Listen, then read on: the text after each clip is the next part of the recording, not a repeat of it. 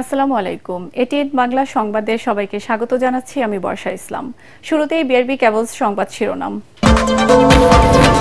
লন্ডনে শুক্রবার ডক্টর ইউনূস ও তারেক রহমানের বৈঠক। নির্বাচন সংস্কার ও গণতন্ত্রকে এগিয়ে নিতে গুরুত্বপূর্ণ ভূমিকা রাখবে, দাবি বিএনপির।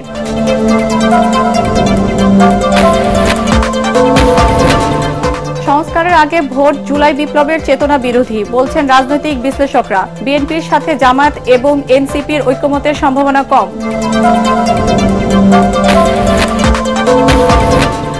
এবং ঈদ শেষে স্বস্তি নিয়ে ঢাকায় ফিরছেন কর্মজীবীরা। সময় মেনে চলছে ট্রেন, সড়কে নেই যানবাহনের চাপ। এখনো রাজধানী ছাড়ছেন অনেকে। শুনছিলেন বিআরবি কেবল সংবাদ শিরোনাম, এবার বিস্তারিত। ব্রিটেনের মর্যাদাপূর্ণ পুরস্কার কিংস চার্লস হারমোনি অ্যাওয়ার্ড গ্রহণ করলেন প্রধান উপদেষ্টা অধ্যাপক ডক্টর মোহাম্মদ ইউনূস।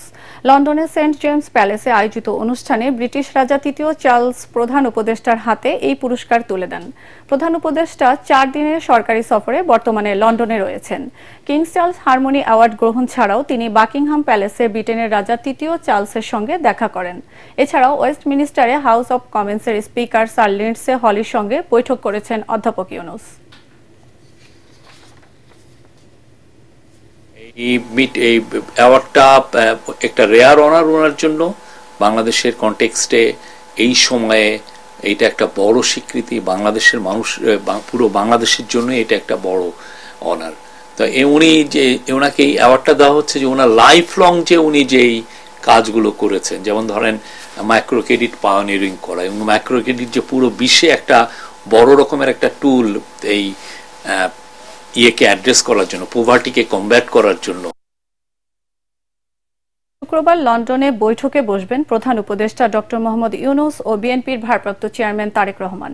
এই বৈঠকে আগামী নির্বাচন সংস্কার ও গণতন্ত্রকে সামনে এগিয়ে নিতে গুরুত্বপূর্ণ ভূমিকা রাখবে বলে মন্তব্য করেছেন বিএনপির সিনিয়র যুগ্ম মহাসচিব রুহুল কবির রিজভী। নয়াপল্টনে দলের কেন্দ্রীয় কার্যালয়ে সাংবাদিকদের প্রশ্নের জবাবে তিনি বলেন, লন্ডনে তারেক ইউনূস বৈঠককে কেন্দ্র করে আবর্তিত হচ্ছে বাংলাদেশের রাজনৈতিক প্রেক্ষাপট। রিজভী অভিযোগ করেন, উন্নয়নের নামে আওয়ামী লীগ নেতাদের লুটপাটকৃত অর্থ বিদেশে পাচারের বিষয়টি আড়াল করতেই তারেক ইউনূস বৈঠক নিয়ে অপপ্রচার চালাচ্ছে আওয়ামী দোসররা। রিজভী বলেন, যারা জনগণের টাকা লুট করেছে তাদের বিরুদ্ধে জনগণই ব্যবস্থা নেবে। এই যে পথ চলার গণতন্ত্রে, এটাই বারবার ফ্যাসিস্টরা, ডিকটেটররা আটকে দিয়েছিল। আমাদের বিশ্বাস আগামীকালকের যে বৈঠক, এর মধ্যে দিয়ে আমাদের সেই জায়গাটি আমরা ফিরে আসতে চাই। সেই পথরেখা, আমরা সেই গণতন্ত্রের পথেই আমরা হেঁটে গিয়ে বাংলাদেশকে আগামী দিনের একটি সত্যিকারের প্রকৃত এবং যেটা চিরায়ত গণতন্ত্র বলে, সেই চিরায়ত গণতন্ত্রের পথে আমাদেরকে নিয়ে যাবে।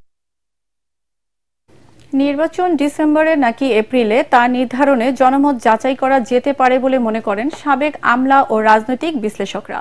সাবেক জনপ্রশাসন সচিব AFM সোলাইমান চৌধুরী বলেন, রাজনৈতিক দলের চাওয়াকে জনকাঙ্ক্ষা বলে চালিয়ে সংস্কারের আগেই নির্বাচন দিলে তা হবে জুলাই বিপ্লবের চেতনা পরিপন্থী। তবে সাবেক সচিব আবু আলম মোহাম্মদ শহীদ খান ডিসেম্বরের মধ্যে ভোটের পক্ষে যুক্তি দিয়ে বলেন, বিএনপির সাথে জামায়াত এবং এনসিপির মৌলিক বিষয়ে ঐকমত্য হওয়ার সম্ভাবনা কম। মিজান শাহজাহানের রিপোর্ট। নির্বাচন কমিশন উপযুক্ত সময়ে ঈদুল আজহা উপলক্ষে জাতির উদ্দেশ্যে দেয়া ভাষণে নির্বাচনের রোডম্যাপ দেন প্রধান উপদেষ্টা। আগামী জাতীয় নির্বাচন 2026 সালের এপ্রিলের প্রথমার্ধের যে কোনো একটি দিনে অনুষ্ঠিত হবে। জুলাই সনদ, গণহত্যার বিচার, মৌলিক সংস্কার হলে ঘোষিত সময়সীমায় আপত্তি নেই জাতীয় নাগরিক পার্টি এনসিপির, অনেকটা একই সুর জামাতের মুখেও। তবে বিএনপির বক্তব্য পরিষ্কার, নির্বাচন হতে হবে ডিসেম্বরের মধ্যে। রাজনৈতিক বিশ্লেষক আবু আলম মোহাম্মদ শহীদ খান বলেন, বিএনপিকে পাশ কাটিয়ে সিদ্ধান্ত নেওয়া সহজ হবে না। পুনরায় স্বৈরাচার আসুক, এটা চাই না। তবে সমাধান হচ্ছে কিন্তু একটা নির্বাচনের মধ্যে দিয়ে জনগণকে সিদ্ধান্ত নিতে দিতে হবে। জনগণ যাকে পছন্দ করবেন, তাদের প্রার্থী যাদেরকে ভোট দেবেন, যে দল সংখ্যাগরিষ্ঠতা পাবে তারাই সরকার গঠন করবেন। জোর করে কিন্তু সংস্কার চাপিয়ে দেওয়া যাবে না। তবে AFM সোলাইমান চৌধুরীর মতে আনুপাতিক হারে নির্বাচন হলে দেখা যাবে কোনো দলই এককভাবে সংখ্যাগরিষ্ঠতা পাবে না। কোনো একটি দলের চাপে সংস্কার ও গণহত্যার বিচার না করে নির্বাচন দেওয়ার পক্ষে নন তিনি। নিজেদের দলের কথা তারা বলছে যে ডিসেম্বরের মধ্যে নির্বাচন দিতে হবে। সাধারণ মানুষ কিন্তু ডিসেম্বরের মধ্যে নির্বাচন চায় না, একদম পরিষ্কার। রাজনৈতিক দলগুলি দেশের সাধারণ মানুষের সঙ্গে মত বিনিময় করুক, সাধারণ মানুষের মনের কথাটা তারা যেন তুলে আনে। কিছু কিছু দলের চাপে সংস্কার কমিশনের সুপারিশের আগেই নির্বাচন কমিশন গঠন করা হয়েছে বলে মনে করেন সোলাইমান চৌধুরী। এবার ইসি পুনর্গঠন করে আগে স্থানীয় সরকার নির্বাচন দেওয়ার পক্ষে তিনি। তবে আবু আলম শহীদ খান বিষয়টিকে দেখছেন অন্যভাবে। বিএনপি তো এই ফাঁদে পড়তে রাজি না। স্থানীয় সরকার নির্বাচন করার মধ্যে দিয়ে এনসিপি বা যে অপেক্ষাকৃত দুর্বল দল, যাদের জনসমর্থন এখন কিছুটা কম, অনেক কম, তারা হয়তো তাদের দলের যে প্রভাব সেটা বাড়ানোর চেষ্টা করবেন। সেই কারণে কিন্তু এখানে মতৈক্য হবে না। মতৈক্য না হলে আপনি স্থানীয় সরকার নির্বাচন আগে করতে পারবেন না। কিছু কিছু রাজনৈতিক দলের চাপ ছিল তড়িঘড়ি করে নির্বাচন কমিশন গঠন করা। তড়িঘড়ি করে এই নির্বাচন কমিশন গঠন করা, এইটা কেমন হয়েছে জনগণ খুব ভালোভাবে বুঝতেছে। এটা পুনর্গঠন করা যেতে পারে। বিশ্লেষকদের মতে রাজনীতিতে ভিন্ন মত থাকবেই, তবে তা যেন কোনোভাবেই সংঘাতে রূপ না নেয়। গণপরিষদের দাবি এটি একটি যৌক্তিক দাবি। মিজান শাহজাহান, এটিএন বাংলা, ঢাকা। পরিষদ এখনই গঠন। ৭১-এর মানবতা বিরোধী অপরাধের অভিযোগ দিয়ে পাতানো বিচারের সাথে জড়িতদের শাস্তির আওতায় আনার দাবি জানিয়েছেন জামায়াত নেতা এটিএম আজহারুল ইসলাম। কারামুক্তির পর নিজ এলাকা রংপুরের তারাগঞ্জে ঈদ পুনর্মিলনী অনুষ্ঠানে তিনি এই দাবি জানান। প্রায় ১৪ বছর পর নিজ নির্বাচনী এলাকার মানুষের সামনে দেয়া বক্তব্যে জামায়াতের সিনিয়র এই নেতা বলেন, যেসব অপরাধে তাকে সাজা দেওয়া হয়েছে তার সাথে তিনি জড়িত নন। জুলাই আন্দোলনে তরুণদের অবদানের প্রশংসা করে আহতদের সুচিকিৎসা নিশ্চিতের দাবিও জানান এটিএম আজহার। যারা ইমানদার, যারা আল্লাহকে ভয় করে, যারা মনে করে আমাকে আল্লাহর কাছে যেতে হবে, তারা মৃত্যুকে আলিঙ্গন করে। কারণ এই আল্লাহর দিনের পথে কাজ করতে গিয়ে যদি ফাঁসির কাজটা ঝুলি, নিঃসন্দেহে আল্লাহর পক্ষ থেকে একটা শাহাদাতের মর্যাদা দান করা হবে। আমার মধুগঞ্জ তারাগঞ্জ একজন লোক বলতে পারবেন না এই 3টে ইলেকশন করার পরেও আমার প্রতিপক্ষকে আমি কোনো ঘায়েল করেছি, তাদের প্রতি কি অন্যায় আচরণ করেছি, এটা কেউ বলতে পারবে না। বিএনপির ভারপ্রাপ্ত চেয়ারম্যান তারেক রহমানের দেশে ফিরতে কোনো বাধা নেই বলে জানিয়েছেন স্বরাষ্ট্র উপদেষ্টা জাহাঙ্গীর আলম চৌধুরী। গাজীপুরের শালনাহাওয়ে থানা ও ৬৩ বিজেপি ক্যাম্প পরিদর্শন শেষে তিনি একথাও জানান।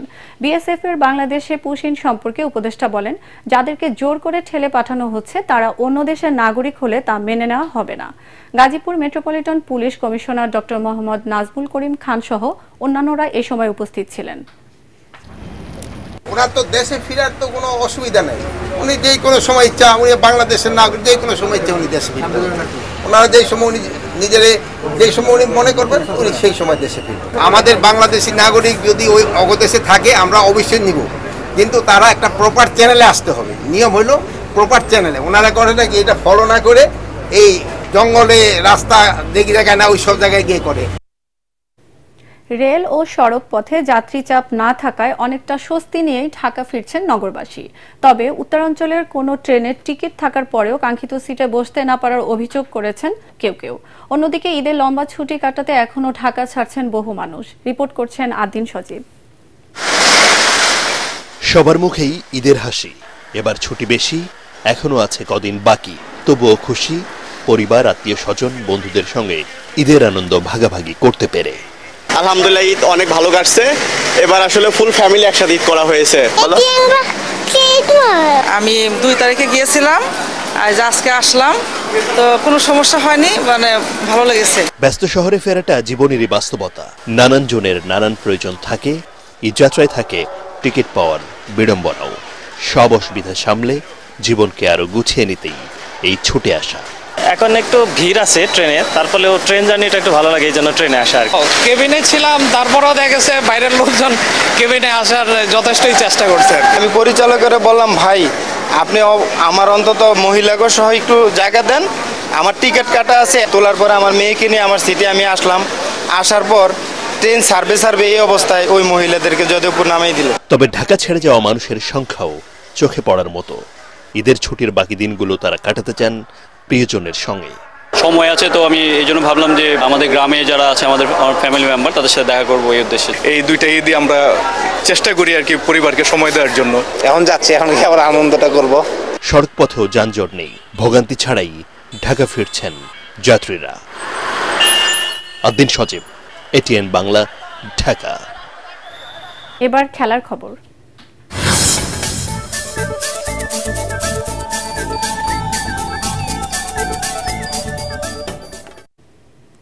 বাংলাদেশের লক্ষ্য টেস্ট র্যাঙ্কিংয়ে সেরা 5-এর মধ্যে থাকা। শ্রীলঙ্কার বিপক্ষে 3 ম্যাচের সিরিজ খেলতে যাওয়ার আগে আনুষ্ঠানিক সংবাদ সম্মেলনে এমনটাই বলেন অধিনায়ক নাজমুল হোসেন শান্ত। এ সময় তিনি জানান, দেশের বাইরে বেশি বেশি টেস্ট জিততে চান তারা। শুক্রবার দুপুরে শ্রীলঙ্কার উদ্দেশ্যে দেশ ছাড়বেন টাইগাররা। Report SM আশরাফের। দেশের বাইরে বাংলাদেশ সবশেষ টেস্ট সিরিজ খেলেছে 2024-এর নভেম্বরে ওয়েস্ট ইন্ডিজে। কিংস্টনে দ্বিতীয় শেষ টেস্ট জিতে সিরিজ ড্র করে টাইগাররা। আবারও অ্যাওয়ে ম্যাচ, এবার প্রতিপক্ষ শ্রীলঙ্কা, যাদের বিপক্ষে সবশেষ জয় 2017-তে কলম্বোতে। জয়ের খাতায় সংখ্যাটা বাড়াতে চায় নাজমুল হোসেন শান্তর দল। গত বছর আমরা 4টা ম্যাচ জেতাতে আমাদের একটা বাড়তি কনফিডেন্স তো আছে, বিশেষ করে বাইরের মাঠে আমরা জিততে পেরেছি। শ্রীলঙ্কা অনেক স্ট্রং দল, আমরা সবাই জানি, বাট আমার মনে হয় যে আমরা যদি আমাদের ক্যাপাবিলিটি অনুযায়ী খেলতে পারি তাহলে এই টেস্ট সার্কেলটাও ভালোই শুরু হবে, আমি এটা বিশ্বাস করি। এ সময় তিনি কথা বলেন বিশ্ব টেস্ট চ্যাম্পিয়নশিপে ফাইনাল খেলা নিয়ে। গত বছর আমরা 7-এ শেষ করেছি, অবশ্যই তো লক্ষ্য থাকবে যে 4, 5, 6-এর মধ্যে যদি এবছর আমরা আসতে পারি তাহলে খুবই ভালো হয়। এবং উইনিং পার্সেন্টেজ গত বছর আই থিঙ্ক 45 এরকমই ছিল। সো এখান থেকে যদি একটু বাড়াতে পারে 50, 55, 60 হলে আমার মনে হয় যে অ্যাজ এ ক্যাপ্টেন হিসেবে ভালো একটা অ্যাচিভমেন্ট হবে আমার। 3 ম্যাচ সিরিজের প্রথম টেস্টে 17 জুন গলে মুখোমুখি হবে দুদল। SM Ashraf, ATN Bangla, Dhaka. শেষ করার আগে BRB কেবলস সংবাদ শিরোনাম আরেকবার। লন্ডনে শুক্রবার ডক্টর ইউনূস ও তারেক রহমানের বৈঠক। নির্বাচন সংস্কার ও গণতন্ত্রকে এগিয়ে নিতে গুরুত্বপূর্ণ ভূমিকা রাখবে দাবি বিএনপির।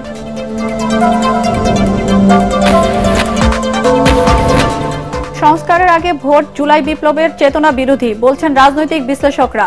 বিএনপির সাথে জামায়াত এবং এনসিপির ঐক্যমত্যের সম্ভাবনা কম।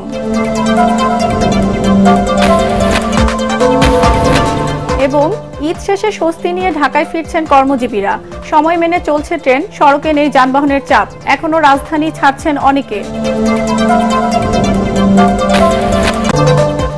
দর্শক, পরবর্তী সংবাদ দেখার আমন্ত্রণ জানিয়ে এখনকার মতো শেষ করছি। ATN বাংলা সংবাদ ইউটিউবে দেখতে ব্রাউজ করুন youtube.com/ATN বাংলা নিউজ। ধন্যবাদ সবাইকে।